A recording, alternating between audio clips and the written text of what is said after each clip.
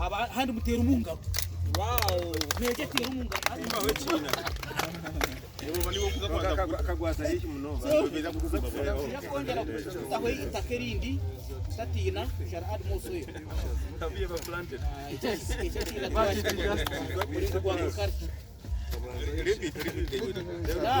So we want you to irrigate it with water so that okay. What you are doing we shall continue doing also in the future. This is planting tree number 4, which is a lavatory tree. Mungaro does it very well. Here is Africa, and what? He puts the soil and then consolidates the seedling.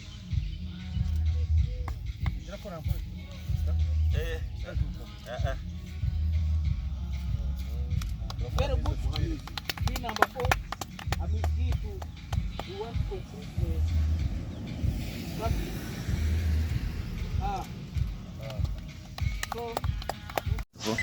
Moses.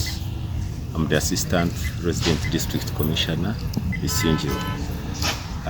We got reports that Lake Nakivale is drying up.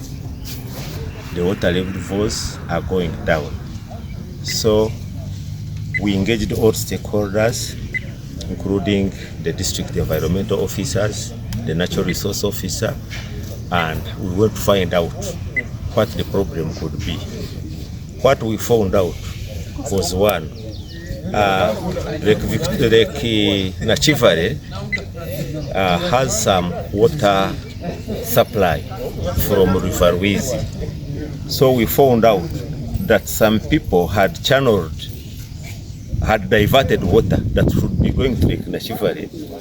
They diverted it to other areas with purposes of farming and what. Secondly, we found degrading activities. That is encroaching on the catchment area.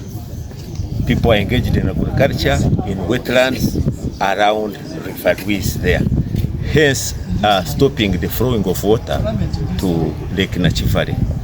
Now, what we are doing as all stakeholders, we had Samizi Training Institute, I went with the district environment officer and UNHCR, because UNHCR was involved and Finchurch Aid, because they are concerned about the refugees in Nakivale who are having currently a water crisis. So what we are doing was assessment, identifying the challenges, the causes of the low levels of water in Lake Nakivale. We were on assessment, and now the next step will be enforcement. After assessing, finding out that water had been diverted, we are going to open that channel that should be taking water to Lake Nakivale. Secondly, we are going to fight those degrading activities along the catchment area to Lake Nakivale. Basically, after the assessment, we are going to hold the meeting with all stakeholders, and then we go for enforcement. Because His Excellency the President, whom I represent in the district, is spearheading environmental protection. We are there to fight environmental degradation, and action must be taken. This is do things in NRM, we do them, and in the way our president does things, he does them in a transparent manner through sensitizing the wananchi. Actually, after assessing the situation along the catchment area, we sensitized the wananchi, and they really appreciated after knowing the benefits of protecting the environment. So in assessment, after assessment, we did sensitization, and there is no politicking in fighting against environmental degradation. We have to do it, and it will not affect our votes because people are appreciating our efforts of protecting environment. That isn't a problem. And it did more to that. It's a presidential directive which has to be implemented, and people appreciate the efforts of the president towards protecting the environment. Thank you. Working to interest and promote young people to engage into farming as a business. And doing farming as a business these days, you need to understand that you need to work well with the environment, because if you just come and do it as a business and affect the environment, you find that tomorrow it is not sustainable. So we are encouraging our young people to do sustainable and a profitable agribusiness. So we do this by training them in a number of climate smart practices, but also organizing platforms like the district level fairs that we have piloted here in Isingiro District, but we want to do it nationally to promote eco-smart agricultural innovations so that young people can understand and be able to engage into eco-friendly. To stress the fact that this program, Creating Resilience in Isingiro District, is part of our agenda to support Uganda food system transformations under different ways.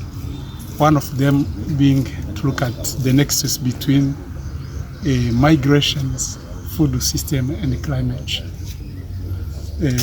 So we work on different other aspects of agri-food system transformation, but specifically here in Isingiro we are supporting farmers, youth to transform food system to be resilient and cater for the consequences of climate change. So for effectiveness of getting a result out of our interventions, we partner with local youth organizations, and also we ensure that our intervention is grounded into local realities and evidence-based, and also closely working with local district and local leaders. And we use different tools, you know, we as a FAO, we use different tools. We have a climate resilient tools which help us assess like early warning systems that help us ensure that we are not surprised by what happened, but we anticipate.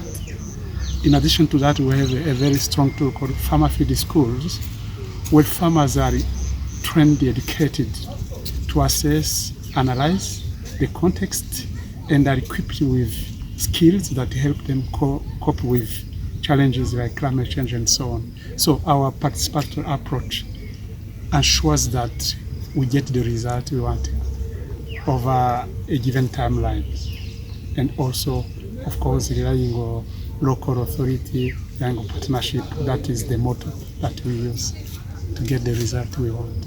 Today we had a district fair, and the objective of this district fair was to bring different stakeholders, including the youth, women, farmers, the local government, civil society organization and the government partners to discuss the nexus between migration, climate change and the food systems. And people were sharing their experiences, the challenges they are facing, but also sharing their knowledge, expertise, but the innovations that the young people and the district, including farmers, can showcase that it is possible, the adaptation techniques, approaches and technologies that people can adopt to ensure that they manage and become more resilient, to continue existing even during these challenges of prolonged drought and sometimes erratic rains. So that's why we are here in Isingiro. We started in the last 3-4 months through with trainings. We had the specific focus trainings on migration and climate action, but we also had peer-to-peer learning where young people who can showcase what they're doing, can mentor others, inspire others to invest and all get jobs in green technology. And then we also had the community-based discussions and dialogues where communities sit in women groups and associations to share experiences, learn from one another, and then now it culminated into having this district fair. So we had a dialogue, a panel discussion where we had a panel of experts from a number of organizations, including financial institutions, consortia for the consortia that provides insurance. We had youth organizations and the umbrella organizations of youth, including the Young Farmers Champions Network. We had the representative of the minister. We had the RDC, technical teams from the district discussing the nexus between migration, climate change, and food systems. As FAO, as you know, where we are mandated to fight hunger and food insecurity globally. And when there is climate change, it affects people and people move, most especially our young people, and the women suffer, most especially the families which are affected by climate change. So our aim is to ensure that we bring solutions, we provide the techniques, the knowledge, and the intervention and the innovations that young people and the families can put in place to ensure that they mitigate or adapt to climate change. They stay where they are and we avoid migration, because we have realized that people who migrate, most especially the young people who go beyond their districts and even go abroad in the Middle East, we have seen the challenges they are facing. So we want to show them that it is possible. You can come back and invest in agriculture because there are those who are already doing it. So migration shouldn't be, we have nothing to do.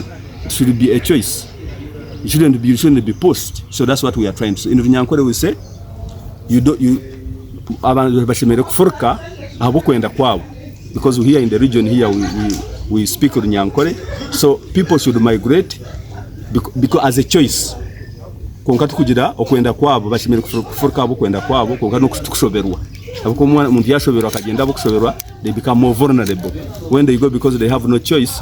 They are more vulnerable to a number of other challenges where they go. So we want to promote safer migration, that people should move well because they want to get maybe other opportunities, but because they have no other alternatives.